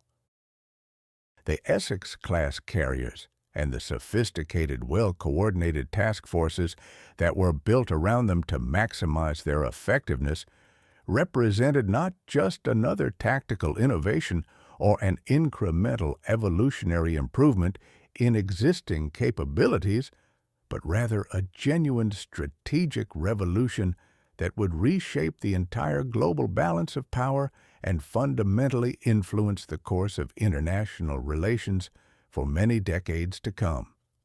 As the USS Essex steamed proudly into Tokyo Bay in September 1945 to participate in the formal surrender ceremonies that would officially and finally end the Pacific War, Aviation Ordnance Man, First Class Daniel Harrison, stood once again on the flight deck, where his war had begun nearly 2 years earlier, a lifetime ago in terms of experience and personal growth. The ship's aircraft were now carefully arranged for parade and ceremony rather than combat operations, their wings folded neatly and their propellers completely stilled, making them look almost peaceful rather than the deadly instruments of destruction they had been for so long. But Harrison could still distinctly feel the familiar rhythmic vibration of the ship's powerful machinery pulsing steadily beneath his feet, that constant throb that had become the soundtrack of his entire war experience, and he knew with absolute certainty that the revolutionary capabilities that had been developed and demonstrated during the Central Pacific Campaign would endure and continue to shape naval warfare long after the immediate crisis of this particular war had finally passed into history.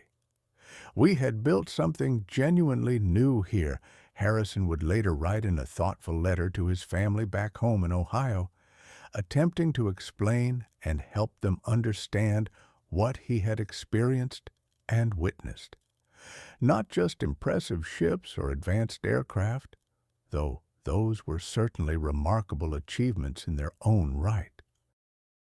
We had created an entirely new way of fighting at sea, a revolutionary system of warfare that no one had ever seen before in all of human history. The Japanese learned too late, far too late to save themselves, that the vast Pacific Ocean had effectively become an American lake, and that our powerful carriers were the keys to that kingdom, the instruments that gave us absolute control. The revolutionary technology and operational doctrine that had been pioneered, developed, and perfected during the Central Pacific Campaign would continue to influence and shape naval warfare for many decades to come, leaving a lasting legacy that extends even to the present day. The nuclear-powered aircraft carriers of the Cold War era, enormous vessels displacing more than 90,000 tons and carrying air groups larger than the entire air forces of many nations, descended directly from the Essex-class in terms of design philosophy and operational doctrine. They incorporated and further refined the same fundamental emphasis on sustained operations far from home bases and global power projection reach that had proved so devastatingly decisive against Japan. The integration of air power and naval forces that was perfected through hard experience during the intense battles of 1943 to 1945 would become the absolute foundation of American naval strategy throughout the entire 20th century and beyond into the 21st, shaping how America projects power and influence around the world. Yet, the ultimate lesson of the Central Pacific Campaign, the most important takeaway that military thinkers should draw from this experience, was not primarily technological in nature, but rather organizational and systematic. The Americans had succeeded and achieved their overwhelming victory not simply because they built better ships than their opponents or trained better pilots, though both of these factors were certainly important contributors to success.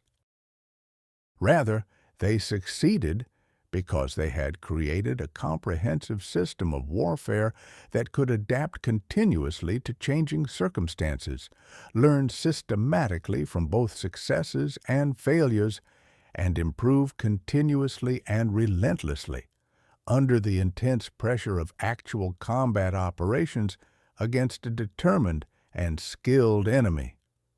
The Essex-class carriers were certainly impressive individual vessels, representing remarkable achievements in naval architecture and engineering. But their true power, their real effectiveness, came not from their individual capabilities, but rather from their seamless integration into a much larger, more comprehensive system that included highly effective submarines hunting Japanese supply lines and isolating Japanese garrisons, well-trained and experienced amphibious forces capable of capturing and securely holding enemy territory against counterattack, rapidly constructed advanced bases that provided crucial staging areas and logistic support, and above all, the enormous industrial capacity required to sustain all of these forces indefinitely at maximum operational tempo. The Japanese, despite their undoubted individual courage, which was never in question, despite their considerable tactical skill that had served them so well in the early months of the war, and despite their remarkable willingness to sacrifice absolutely everything in defense of their emperor and their homeland, had never managed to develop an equivalent comprehensive system. Their strategic thinking and operational doctrine remained focused almost exclusively on the concept of the decisive battle, the single, overwhelming blow that would determine the outcome of the entire campaign through one climactic engagement that would break the enemy's will to continue fighting.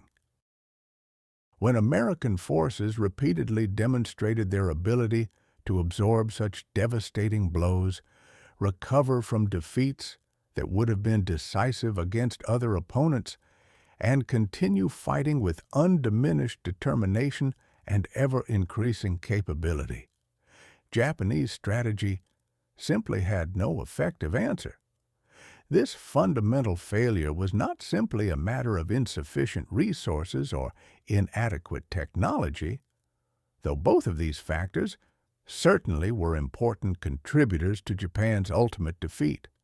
Rather, it reflected a much more fundamental difference in strategic thinking and military philosophy between the two nations, a difference rooted in vastly different historical experiences and fundamentally different assumptions about the nature of modern warfare.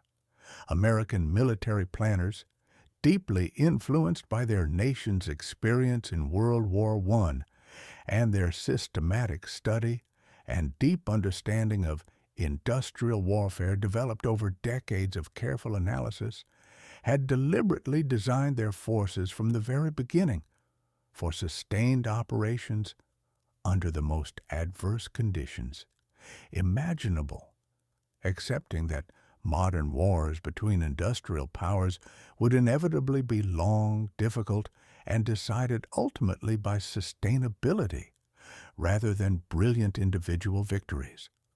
Japanese planners, by contrast, had been heavily influenced by their nation's experiences in previous conflicts against Russia and China, wars that had been fought against technologically inferior opponents who had been decisively defeated in relatively short campaigns through superior tactics and fighting spirit. Consequently, they had optimized their forces for short, decisive campaigns against enemies who would not be able to replace their losses quickly or sustain prolonged operations far from their home bases. This fundamental difference in underlying strategic assumptions would prove absolutely decisive in determining the war's ultimate outcome. The Central Pacific Campaign demonstrated with unmistakable clarity which approach was better suited to the brutal realities of modern industrial warfare between major powers. The Essex-class carriers and the sophisticated operational doctrine that was built around them had together created a revolutionary form of naval power that was simultaneously overwhelming in its immediate combat impact and sustainable over extended time periods, capable of delivering devastating blows while continuously recovering and preparing for the next operation without significant loss of capability.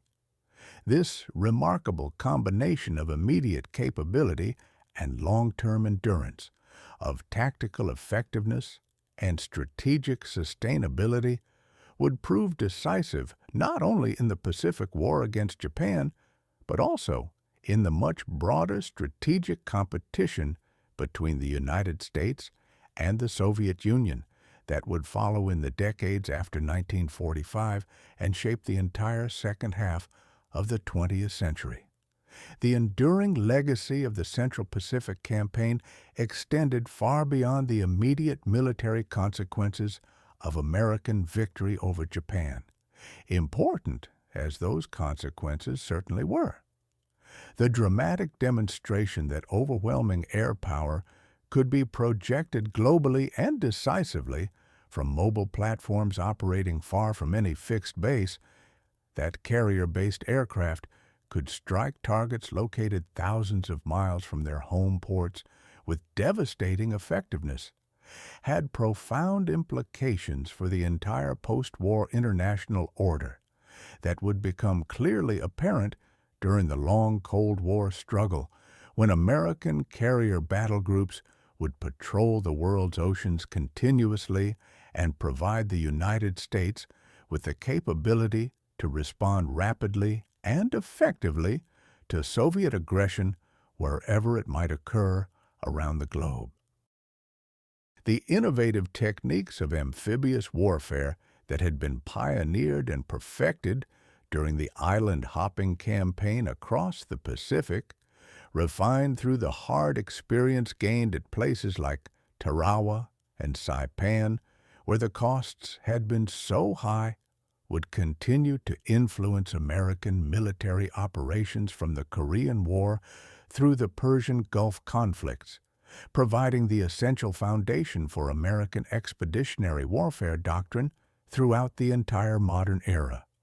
Most importantly of all, perhaps, the successful integration of advanced technology, sophisticated logistics, and effective human organization that had characterized American success throughout the Pacific Campaign would become an enduring model for military innovation throughout the modern era, demonstrating conclusively that success in warfare requires not just superior weapon systems, though these are certainly important, but rather superior systems for employing those weapons effectively and sustainably in actual combat operations.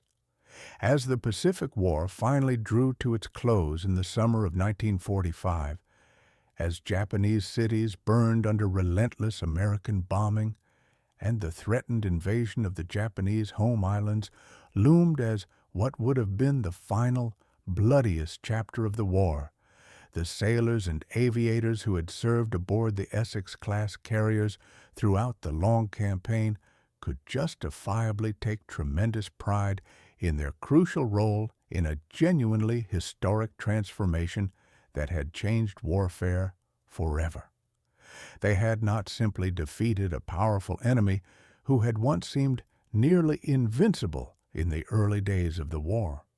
Rather, they had actively participated in the creation of a completely new form of warfare that would influence military affairs for generations to come, establishing revolutionary capabilities and developing operational doctrines that would endure long after the last shots of World War II had been fired and the war had faded into history and memory. The flight decks that never slept had awakened a sleeping giant, demonstrating capabilities that had been latent within American society, but had required the urgency and necessity of total war to fully develop and bring to fruition.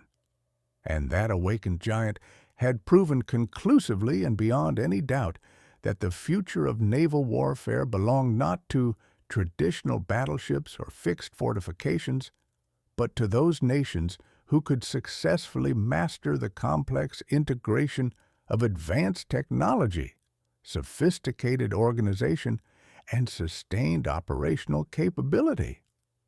The carriers of Task Force 58 had written their names indelibly in the historical record, earning a permanent place alongside the great naval forces of history.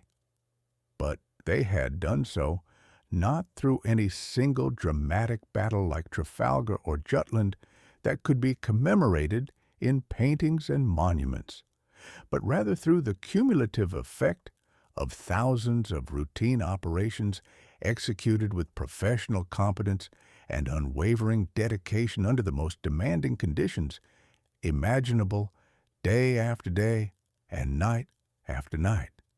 Each launch and recovery operation, each combat sortie that returned safely to the deck or failed to return, each successful mission that achieved its objectives contributed incrementally to a comprehensive demonstration of naval power that would resonate and echo throughout the remainder of the 20th century and well beyond into the 21st. The Essex-class carriers had proved decisively and beyond any reasonable doubt that the vast ocean was no longer an impassable barrier protecting distant lands from attack, but rather a highway that those nations with sufficient capability, determination, and resources could traverse at will, projecting devastating power anywhere in the world. This crucial lesson, learned at absolutely enormous cost measured in both lives and resources in the Central Pacific between 1943 and 1945, would fundamentally shape the strategic calculations and defense planning of every major power for many decades to come. The flight decks that never slept had indeed changed the world in fundamental and lasting ways that would influence the entire course of history, and the reverberations and consequences of that profound change would continue long after the last veteran of the Pacific War had passed into history, and the war itself had become a subject for historians and students, rather than a living memory in the minds of participants. The morning of September 2nd, 1945, found the USS Essex anchored peacefully in Tokyo Bay, her flight deck cleared and prepared for the formal surrender ceremonies that would officially and finally end the Pacific War and close this terrible chapter in world history. But for the men who had served aboard her and her sister ships during the long, grinding campaign across the Central Pacific, for those who had worked the flight deck in all weather and all conditions, who had armed and fueled aircraft in the darkness before countless dawn strikes, who had guided damaged planes to safe landings and mourned those comrades who did not return, the real victory had been achieved not on any single dramatic day, but rather through the steady accumulation of countless routine operations. These operations had conclusively demonstrated American naval aviation's complete transformation from a defensive force that had been struggling merely to survive in the desperate days of 1942 to what was now unquestionably the most powerful and effective instrument of warfare ever created in all of human history. They had indeed built something genuinely new and revolutionary, something that the world had never seen before in all its long history of warfare. And in building it through their labor, sacrifice, and dedication, they had fundamentally changed the very nature of warfare itself, creating military capabilities that would influence and shape military affairs for many generations to come. The Essex-class carriers and the sophisticated operational doctrine that had been built around them through hard experience had not simply won a war, important as that achievement certainly was. They had defined and shaped the entire future of naval power in the modern era, establishing a template that would guide naval development worldwide for decades to come.